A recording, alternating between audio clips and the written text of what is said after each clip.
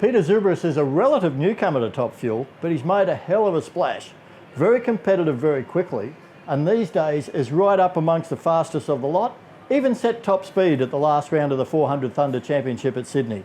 So it was natural that we're going to try and grab some time with him and find out just how he got into Top Fuel. Peter, one thing that always amazes me is how people find themselves in Top Fuel. So what was your journey to end up in a Top Fuel car? Well, it started off probably 18 years ago. Joined the super sedan ranks and campaigned a car for 6 or 7 years in super sedan, and then I always had this thing for dragsters, so I looked around and bought a rolling chassis and put a motor in it, and we went supercharged outlaw racing. So we did that for another 5, 6, 7 years, whatever it was, and really was enjoying it to the point where I wanted to travel, because I basically only raced at my home ground at Eastern Creek. Looking around for a trailer, and there was a guy selling his trailer, which is the trailer that we're in today. He also owned a Top Fuel car. So somehow, from buying just a truck and trailer, we bought the whole lot, and that was how we ended up in Top Fuel. A good buy or a bad buy? That car was a bad buy. Yeah. But it got you hooked? It got me hooked. That was probably the worst part. It did get me hooked, and haven't looked back since. Stepping from a supercharged Outlaws car to a Top Fuel dragster, what was it like your first run? The first 2 runs, honestly, I climbed out the other end and said, "There's something wrong with you. You are mentally retarded. This just shouldn't be legal." It was just the biggest thing was the brain trying to keep up with the speed. It was just unbelievable. The G-forces have a lot of effect on the body, but obviously things happen fast. Yeah. I say to a lot of people, if you're going down the track and you think you've got to make a conscious decision, I need to do this or I need to do that, it's too late.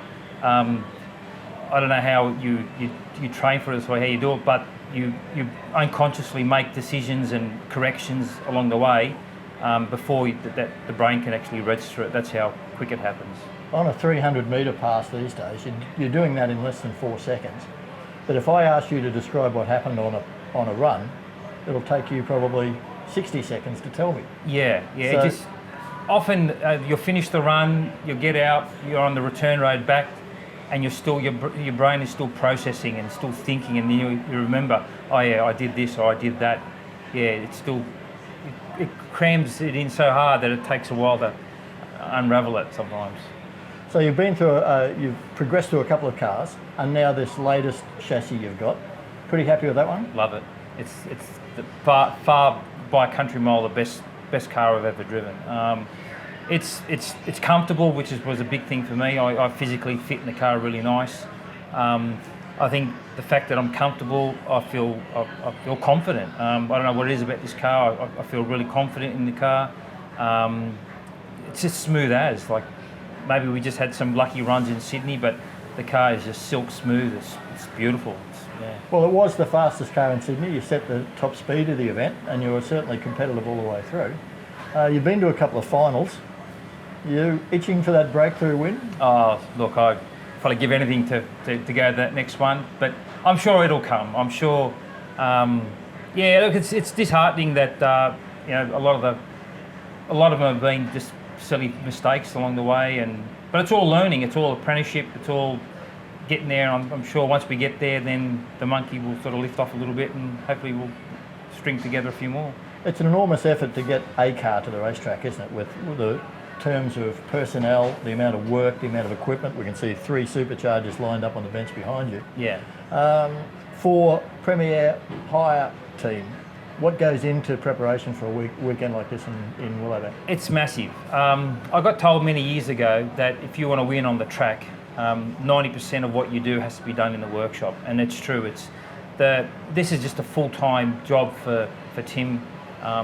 Just servicing, maintenance, measuring, weighing, everything is so precise, and the reason you often see a lot of teams get so excited when they do a good pass is because there's 1,000 things that can go wrong, and when they all come together and it sticks together, it's such an achievement. So it's pretty it's an amazing feat to make it, to see it all come together. You're running all rounds of the season this year? Yes. So, I mean, the championship is still available, isn't it? It's open. Do you ever look at that, or are you just taking things one event, one run, one? Yeah, one at a time. Like, I suppose first I got to win one. In my brain, anyway, we've got to win one. We were looking okay last year. So, we had that unfortunate accident, and that sidelined us for a little bit. But look at this weekend. There's 5 cars here, and to be up front, any one of these cars can win. Like the calibre of teams and drivers and outfits, anyone can win. Yeah, the depth in Top Fuel has never been stronger, has it? No. Like years ago, I was just like everyone else. You'd sit on the hill watching Top Fuel or whatever, and there was always that 1 or 2 cars that stood out, and the rest just followed. But now it seems like everyone's sort of caught up, and it's very competitive and fairly even. This weekend, 3-round format. You know that you're going to do 3 runs. There's no elimination and go home. Yep. Does that give the opportunity to actually probably try a few things with the car more, or it's still too critical? Yeah, it's a hard thing, because sometimes if you start to, and trust me, part of progressing and going faster is trying different things. A race meet's not always the right time to do it, because if you overdo something, you're throwing maybe points away or a run away or whatever. So, no, look, we've sort of got this plan that we sort of stick to, and we sort of run in our own bubble, I suppose. And we're all about trying to be as consistent as possible, and I think we did that last time in Sydney. Tim made minor adjustments along the way, and the thing about this new car, which we love, it's responding. Every time we made a little move, the car made a little move. And if you have a look at our runs, it just got quicker and quicker and quicker. So we're hoping to come here this weekend, and hopefully we can, carry on from where we were in Sydney. Well, let's hope it's not too long before you've got one of those gold Christmas trees in your hands with all the boys around you. Yeah, look, it's obviously we all got to aim for something, and I don't know if it's too high, but they're definitely aiming for one of those, and see how we go. Thanks, Peter. Thank you very much. For that first win, the Premier Hire team, they've been quick, they've been fast, but the Californians, they stepped up in that last round with that 394. What can they do here? We're about to find out.